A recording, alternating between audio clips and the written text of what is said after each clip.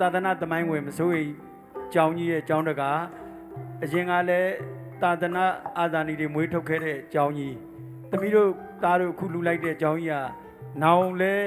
သာသနာအာဇာနည်တို့တွေမွေးထုတ်ပေးဦးမှာဖြစ်တယ်။တာကြီးပြောသလိုလောဝဒါနပစ္စည်းဒါန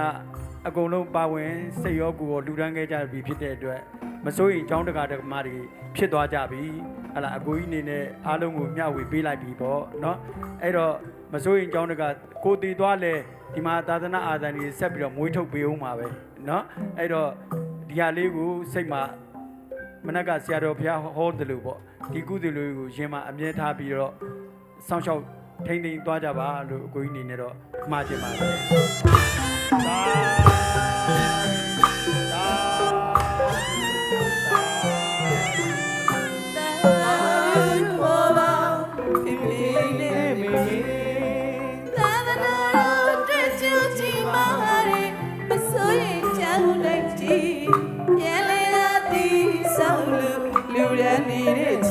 မလေး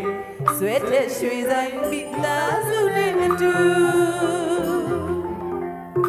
တာတို့သမီးတို့လည်းကုသိုလ်ပါဝင်နေအိုးဖေဖေအာယုန်လေးပြုနော်ကိုဖေဖေမေမေရောက်သွားအာယုန်လေးပြုကြ